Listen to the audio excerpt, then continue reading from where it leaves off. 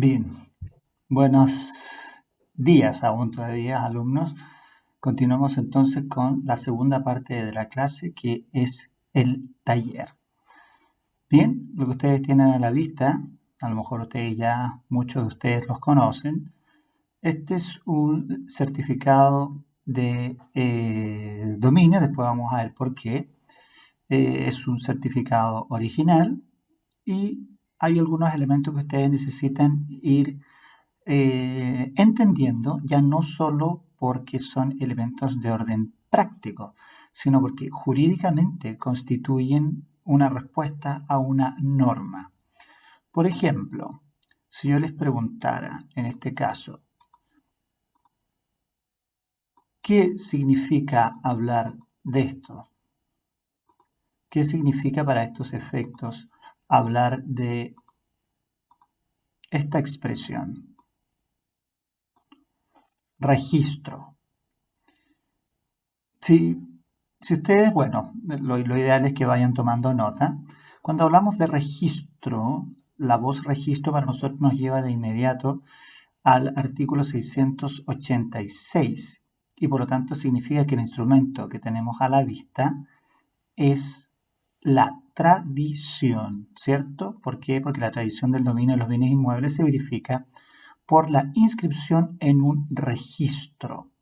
Por tanto, en una evaluación, si yo preguntara dónde está la tradición o el hecho de que efectivamente significa que estemos ante una tradición, es aquí, en la voz registro. Ahora, recuerden que la inscripción del 686 se practica en un registro. Por eso se utilizan las expresiones, en este caso, inscripción, acá,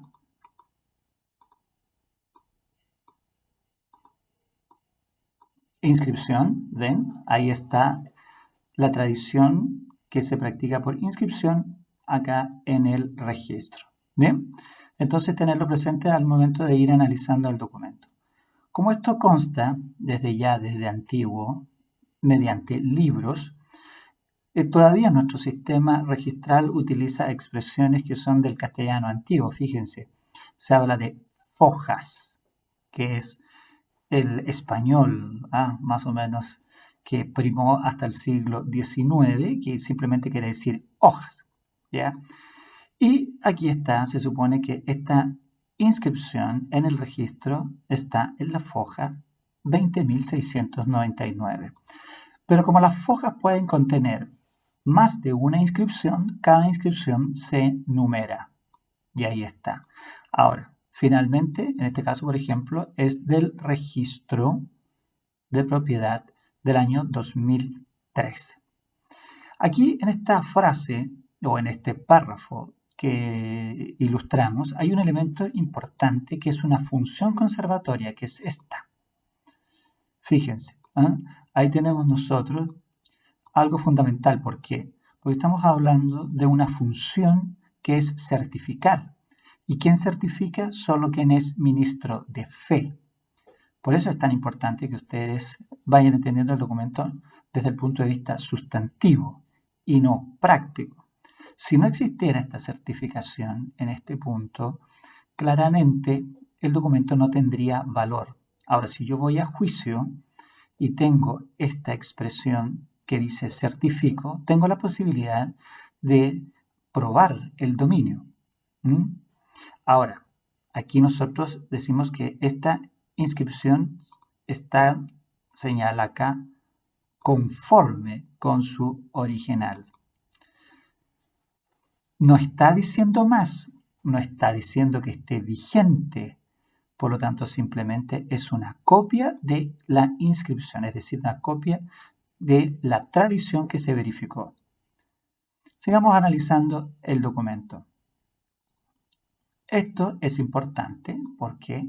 Porque se supone que cuando usted pelea en juicio, generalmente lo que pelea son los tiempos.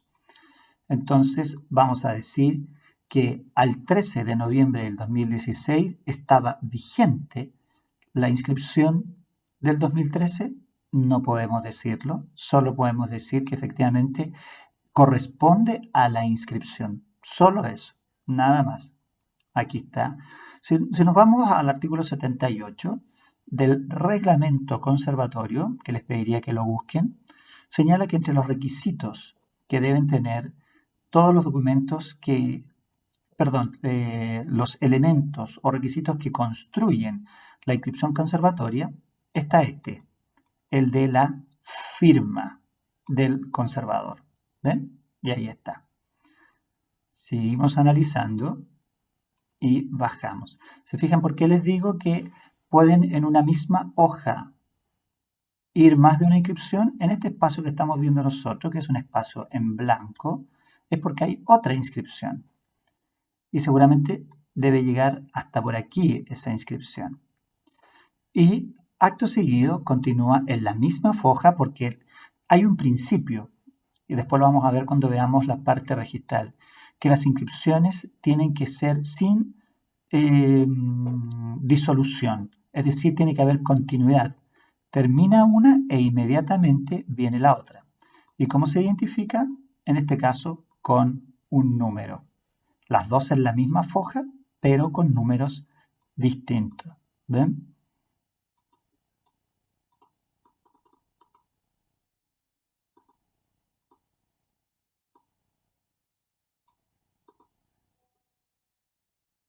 Parece que no estoy muy experto ahí. La herramienta seleccionar. No. De nuevo.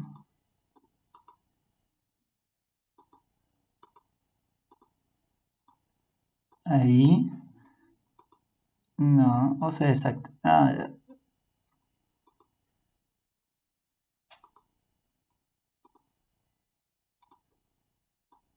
Ahí, ya. Ahí entonces nos pueden indicar que hay una segunda numeración. Una vez que estamos frente a la inscripción, ustedes se dan cuenta que esta es la típica utilización todavía de lo que se conoce entre nosotros, o se conoció, ustedes ya a lo mejor son muy nuevos, como el papel proceso. El papel proceso, fíjese, llega aquí, estamos en la línea 14. Eso significa que en las 13 líneas anteriores está la inscripción anterior. Este papel tenía 30 líneas. Yo partí haciendo mi práctica con estos papeles, pero bueno, ya no existen. Y estos márgenes, si ustedes los ven, aquí tenemos el margen derecho, pues dependiendo del lado en que ustedes estén, son precisamente donde se van haciendo, y por eso se conocen las anotaciones marginales. Anotaciones marginales. Aquí podría decir más tarde, por ejemplo, si este caballero, don Luis, que según dice aquí, fíjense aquí una frase fundamental. Aquí está, a ver.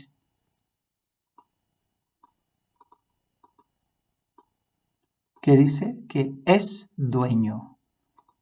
Por eso es tan fundamental esto. Es dueño. Es un certificado de dominio que en este caso, como veíamos a la fecha anterior, es dueño a esa fecha. Esto es bien relevante porque si este caballero, por ejemplo, falleciera, en este sector, que son los márgenes, tanto en este lado como en este que está acá, se van anotando, por ejemplo, si él la vende, se va a anotar aquí y va a decir transferida a fojas XXX. Pero si él muere, es probable que se anote en el otro lado. Por eso tiene márgenes en ambos extremos. ¿Ven? Bien, seguimos entonces adelante analizando algunos aspectos de esta inscripción. Aquí está indicado, en esta inscripción, recuerden que esta inscripción, este documento que estamos observando, es la tradición. Esto está en un registro que lo lleva el conservador. Pero aquí está el título. Dice que fue una compra-venta, que ustedes saben, de acuerdo al 703, es un título traslaticio de dominio. Y la compraventa fue de la anterior dueña, la señora Paola, que le vende a don Luis. Ahora, esto que es el título traslaticio de dominio queda indicado, fíjense, la inscripción continúa acá. porque dice lo adquirió. ¿Cómo lo adquirió don Luis? Y aquí indican el tipo de título, según escritura, otorgada en la notaría de don René Benavente Cach. Ese es el título traslaticio de dominio, la escritura que está en esta notaría, ¿cierto? Bien, así que ya sabemos que en este caso la adquisición fue a través de un título traslaticio de dominio denominado compraventa, y esta que estamos observando es la inscripción y que está aquí, en el despacho del conservador, que es el que lleva los registros. Bueno, ahora, si nosotros quisiéramos, ya sabemos que como está certificando que es una copia de la inscripción, sabemos que era dueño de esto. Aquí está, repetimos entonces esta, digamos, calidad, es propietario. Luego, según el artículo 78 del reglamento, hay que indicar, aquí ya lo hemos dicho, el tipo de título, la oficina en la que está, el título original, que está en la notaría de don René Benavente Cach. Luego, dice que debe tener los deslindes del terreno. Aquí por eso dice la región, esto es los conservadores suelen ser bien estrictos con que esto esté y se copie tal cual ellos lo tienen, porque forma parte de los requisitos que el 78 señala, debe ser parte de la inscripción. ¿Ve? Ahí está entonces, claro que se ha cumplido. Y el otro elemento es que debe contar con la firma del conservador. Ahora, no es obligación, pero si yo quisiera ver, porque dice que la señora Paola era dueña, ¿cierto? Aquí está, anteriormente era la señora Paola.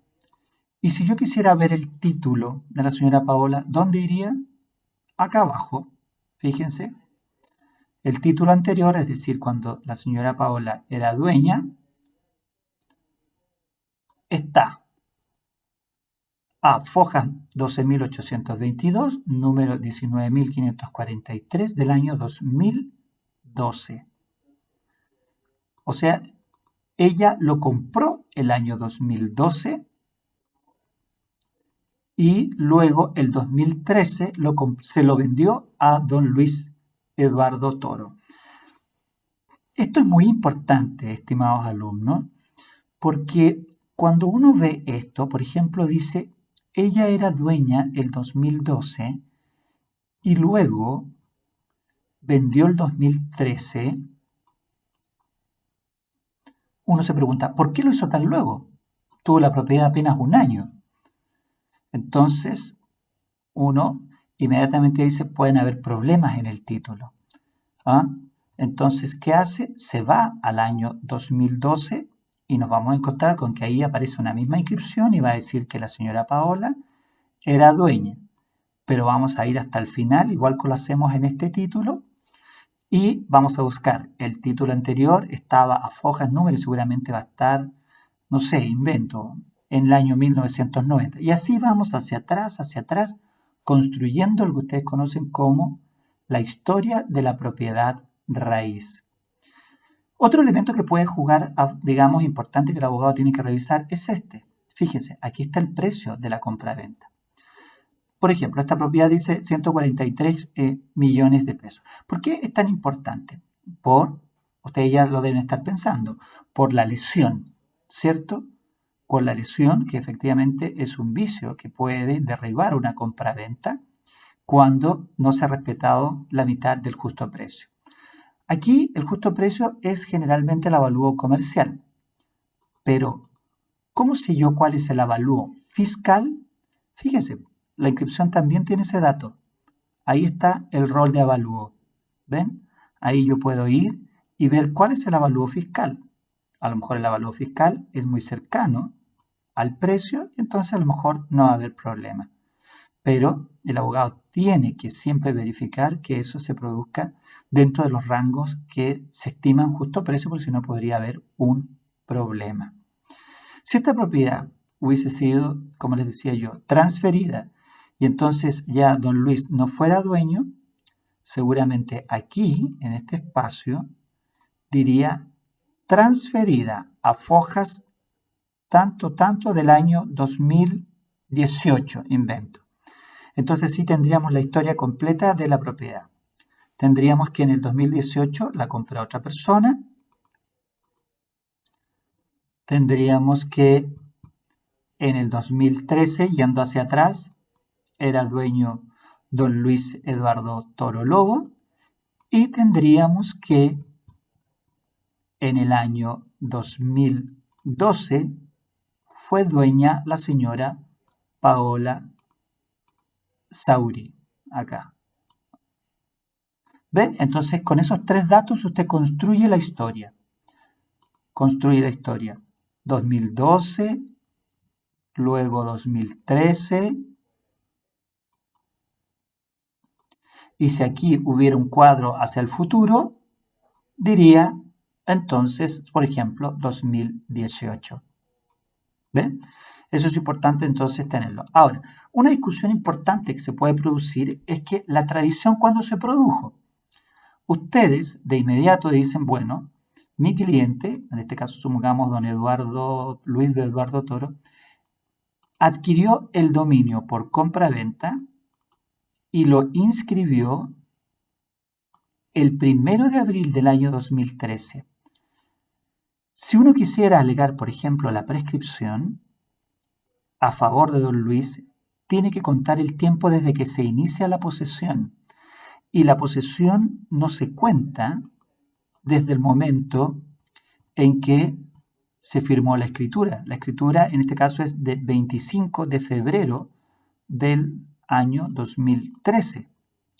Porque la posesión, que es el requisito de la prescripción, se cuenta desde que entra en posesión. ¿Y cuándo entró en posesión? No el 25 de febrero, ahí se firmó la escritura.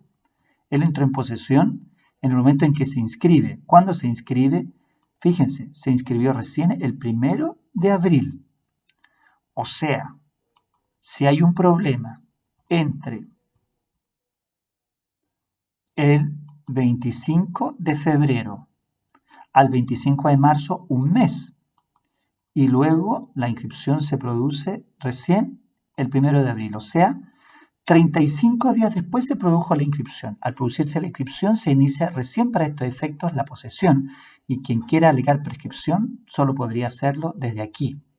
Aquí se produjo la tradición.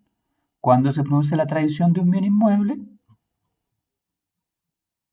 Cuando se inscribe en el registro de propiedad según indica el artículo 686. Aquí me permite agregar notas, ¿ve? Interesante esto. Allí puedo hacerlo. Bueno, otro día jugaré con eso. Mientras tanto, quiero que entonces observen esto. ¿Vean?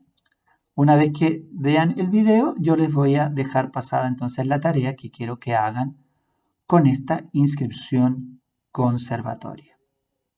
Bien, quedemos hasta allí entonces con la parte del video.